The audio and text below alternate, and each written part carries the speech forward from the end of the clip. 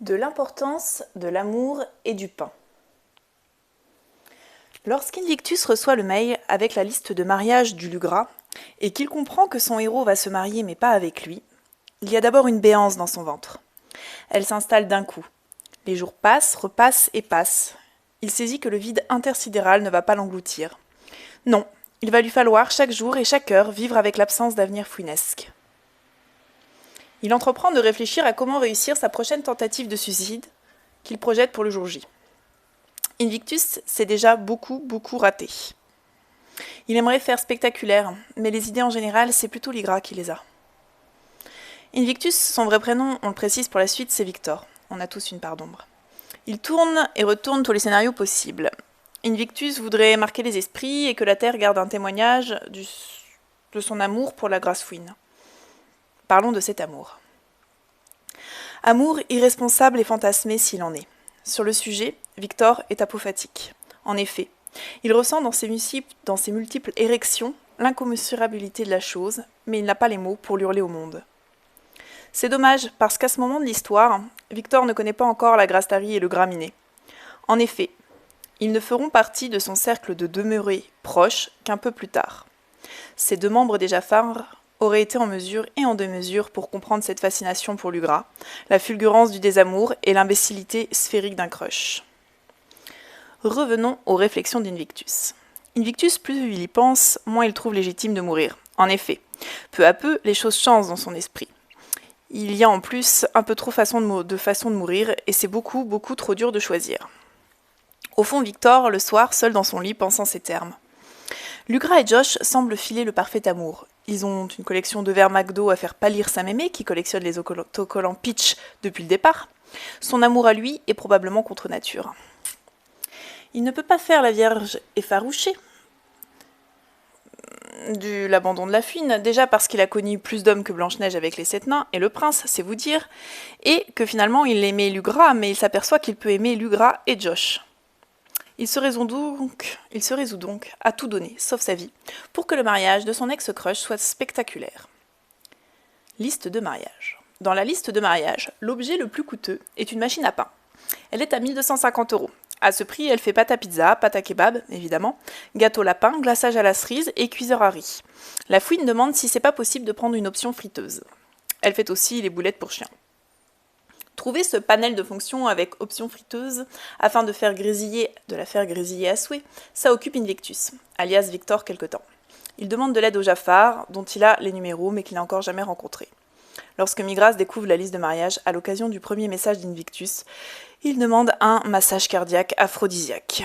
Et au lieu d'envoyer sa réponse seulement à Graminé et Grastari, il met Invictus dans la boucle à pain. Ce qui crée des liens d'amitié directs. C'est avec ces termes que nous vous reportons ci-après que s'est exprimé Migras. Cette boursouflure que j'exerce par ma narine parce qu'elle n'est pas digne de mon anus commence à royalement me casser mes précieuses couilles. Maintenant, lassé des élucubrations fouinisquement capitalistes, je m'en vais remettre mon gras à l'éternel. Si vous voulez me sauver, voilà mon adresse, le code, vous avez 47 minutes. Invictus, devant cette entrée en matière, cette prise de recul tombe sous le charme de Michael. Migras a préparé un système complexe pour finir comme Claude François, mais sans baignoire. Il est très affecté par le fait que Lugra s'adonne à toutes ses activités capitalistes. D'abord les certifications, ensuite la protéine, puis ce mariage, et préservatif. À la cerise sur sa tub, une machine à pain. Victor, à la différence de Grastari et Graminé, comprend avec ce message que l'heure est grave. Il va enfin pouvoir sauver quelqu'un. À l'arrivée, il découvre un être sensé, raisonnable et sexy. Migras est en serviette de toilette, porté tel un pagne. Il a un marteau dans une main et son téléphone dans l'autre. Il hurle. Société de décérébrés des talons. Pédastico, je ne serai pas un putain de moule à gaufres de gros laitaire. Il est en train de taper sur le compteur Linky de son voisin, mais il ne le sait pas. En effet, un Jaffar, ça ne sert à rien. Et en premier lieu, à rien. Invictus manque de tomber en pamoison devant Migras. Il décide que désormais, sauf si lui-même réussit son suicide, il sera le servile serviteur de Migras, un être réfléchi, digne et plein de grâce. Il lui tend son porte-clés licorne, celui avec tous les couteaux. Et c'est avec ces mots qu'il s'adresse pour la première fois à Migras. « Fouette-moi, dirige cette énergie vers moi, tu pourras le faire tous les jours. Ainsi rayonnant et sans colère, tu pourras offrir ta personne au monde. » Migras est directement intéressé par Invictus, cet être servile et si bandant. Faire don de soi par un fouettage régulier, quelle idée ravissante. Migras, vous vous en doutez, s'en donne à cœur joie. Le temps passe, quelques jambons Nutella plus tard et quelques sextapes plus loin, Migras est complètement converti à Invictus. Pendant ce temps, dans la tête de Grastari. Au fond, ne vaut-il pas mieux mettre des pains? C'est en tout cas la pensée de la Grastari qui a récemment revu Fight Club. Quasiment tous les soirs, elle essaie de convertir un max de monde à cette philosophie de vie. Invictus, qui a encore parfois envie de mourir quand il n'est pas dans le pieu de Migras, lui a légué son porte-clés et divers couteaux. En effet, Migras a investi dans un fouet beaucoup plus sophistiqué. Pour information sur l'organisation de la vie de la Fouif, c'est désormais Josh qui vénère Lugra en lui préparant ses sandwichs de 7 heures. Revenons à la Grastari. Quand elle sort le porte-clés licorne, elle fait un carnage. Elle a perdu quelques dents, mais elles étaient parfaitement inutiles. Elle a aussi perdu un peu de gras, malheureusement. Et oui, elle a souvent les yeux plus grands que ses biceps et elle frappe bien plus fort qu'elle. Du coup, elle court beaucoup pour sa survie, ce qui se recense sur ses kilocalories dépensées. C'est d'ailleurs par un bain sanglant qu'elle a l'intention de remplir son rôle de témoin le jour du mariage de Josh et Lugra. Elle a fait aiguiser ses couteaux, et c'est ce qui décide Lugra à mettre son plan en exécution. Elle sera mieux dans sa cave plutôt qu'en prison, pense-t-il. Le jour du mariage, il a décidé de la capturer. Le jour J. Ce jour-là, la Grastari invective une dernière fois à l'entrée les gras serviles invités. Une friteuse alors qu'ils ne sont même pas en capacité de la faire grésiller. Private joke de Jafar, désolé. Une machine à pain, est-ce une perspective d'avenir? Je vais vous le dire tout de go, c'est une vie de beauf qui se profile. Mais quel ennui, et pourquoi pas Netflix tant qu'on y est? Des pains? En voulez-vous, en voilà. Elle ne s'attaque qu'aux enfants, parce qu'elle tient à assister à la cérémonie. Préoccupation inutile, elle n'y assistera pas quand même. Lugra, avec l'aide de Josh, l'assomme et la transporte dans une camionnette louée pour la capturer. Ligotée, elle rejoindra après la fête sa future demeure pour les 9 ans à venir.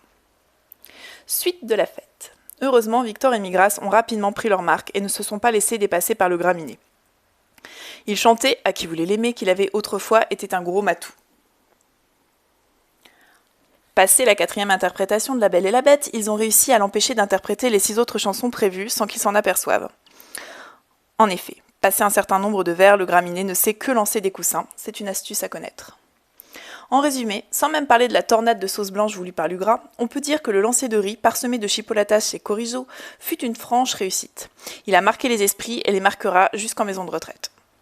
Quel dommage que Diego et Ka aient cru que c'était un mariage déguisé en princesse Disney. Avec leurs talons, à l'exception de Diego, ils n'ont pas pu danser comme ils voulaient. Cette histoire de déguisement, c'était une blague du Lugra. En effet, cette petite fouine a fait croire à certains que son mariage était déguisé. On ne parlera donc pas de Delphine déguisée en dalmatien ou encore du marié déguisé en nain. Timide précisément, on le reconnaît au jour osé. Et oui, l'humour de Lugra est corrosif, c'est comme ça que certains l'aiment, c'est la vie, il est scorpion. Aujourd'hui. À l'heure où vous lisez ces lignes, Victor et Migras coulent le parfait amour. Si un jour il devait y avoir un confinement, ils demanderaient à la Grastari de raconter leur histoire. Elle torcherait ça un soir d'ivresse. Sûrement. Ce qui compte vraiment, c'est d'expliquer que l'amour entre Josh et Lugra a produit une multitude de petits pains. Et que ce soit un truc de bof ou pas, Lugra les engloutit tous, un par un, depuis des années. Il bat parfois des records, c'est arrivé qu'il en mette 6 dans sa bouche. Ainsi, ils vécurent heureux, entre levain, farine, pétrin et petits pains. Et Grastari ne fut séquestré que 9 ans de sa vie, n'enfantant finalement que de 7 morveux, qu'ils nommèrent comme les 7 nains. La marque de la machine, c'est une vraie question. La Grastari sera obligée en atelier sur la parentalité et l'organisation de la vie, où elle cite Lugra et Josh comme le couple de parents idéal, de dire que c'est une Allemande, sans pouvoir préciser. Voilà une fin de pain.